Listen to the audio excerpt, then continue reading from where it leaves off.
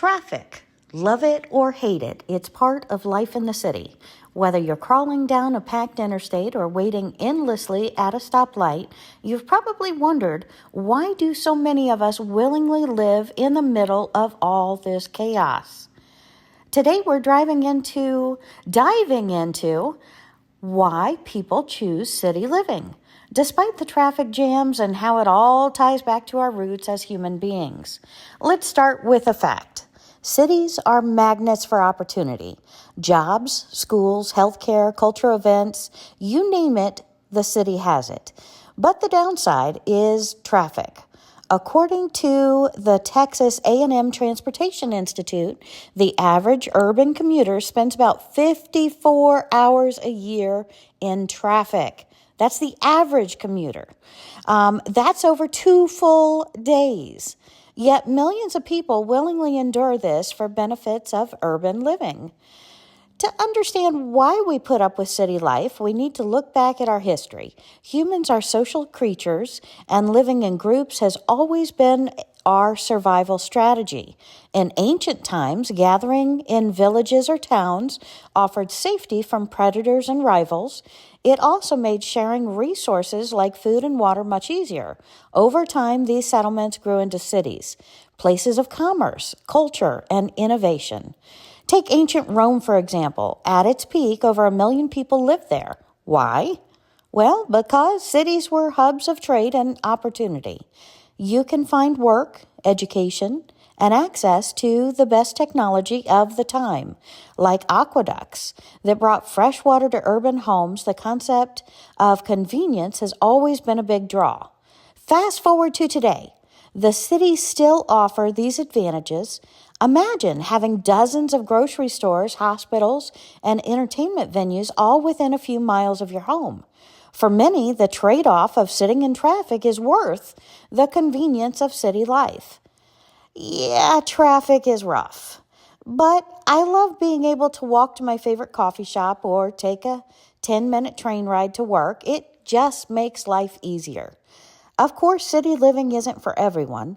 Suburbs and rural areas offer peace, quiet, and shorter commutes for some, but they often lack the cultural, economic diversity of cities. And that's what makes urban areas so appealing. There's always something happening. So why do people choose to live in cities, even with this enormous amount of traffic? It boils down to access to jobs, access to education, healthcare, a vibrant cultural life. Historically and today, cities are where people come together to thrive. Traffic might be the price we pay for living in the heart of it all, but for millions, it's a price worth paying. What about you, my friends?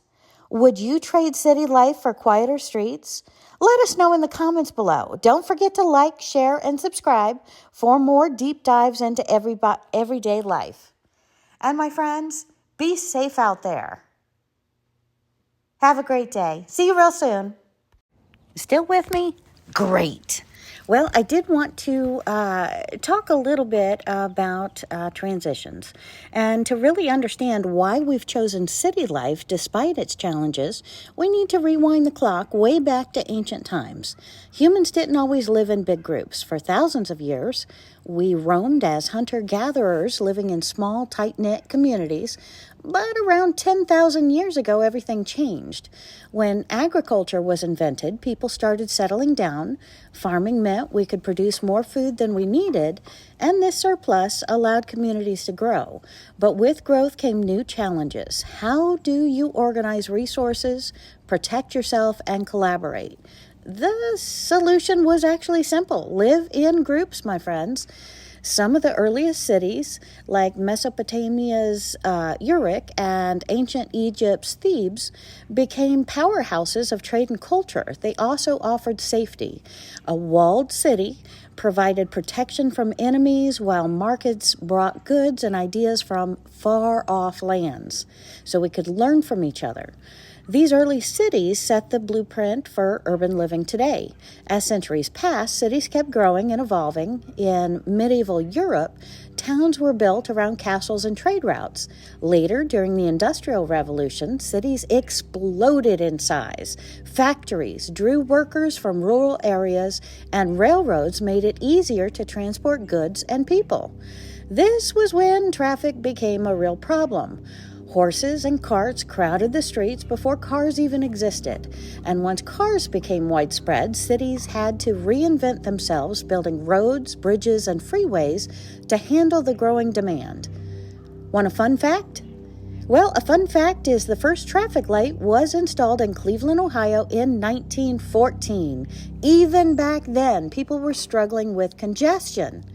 Fast forward to today, and cities remain the heart of innovation and opportunity. From job markets to world-class universities, cities offer what many smaller towns can't, but they also provide something intangible: connection.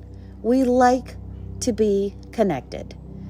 In cities, you're surrounded by diversity, different cultures, perspectives, and experiences. This creates a vibrant energy, and you don't find that in quieter places. Even the noise, the lights, and yes, the traffic become part of the city's unique character. Like Atlanta here that we're driving through. I live in the city because there's always something going on. Concerts, museums, new restaurants, love trying new food. I'd rather deal with traffic than miss out on all that.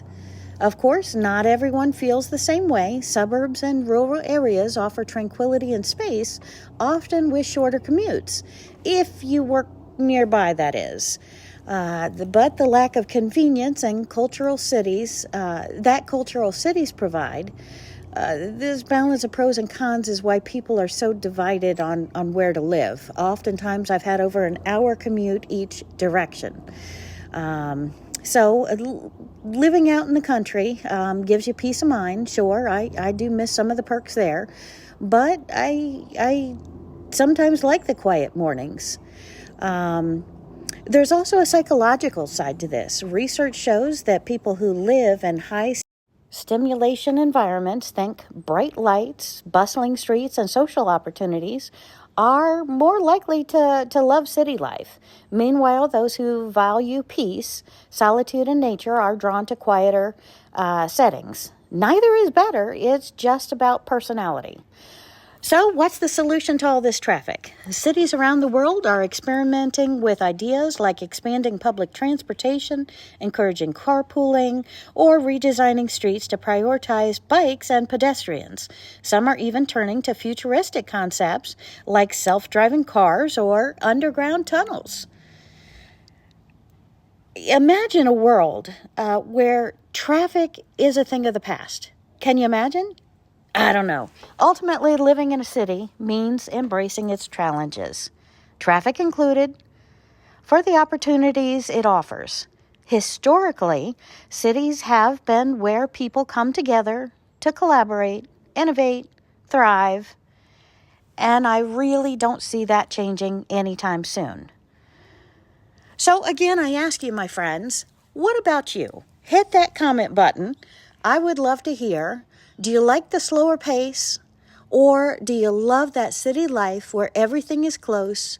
You can walk to the neighbor, you can walk over to the coffee house, you can see a play, a museum, everything, museums, all kind of things within your walking distance. I would love to hear. So go ahead, hit that comment button, let me know. Are you one of the people who thrives in the hustle and bustle? Or are you one of those who like the peace, the quiet, the solitude of the countryside? And please, please, please don't forget to like. I really appreciate those thumbs up. And do feel free to share this video. That would make me ecstatic. And hit subscribe for more videos coming soon on all my traveling adventures. Because, my friends, I'm heading to the airport. And travel is my destination.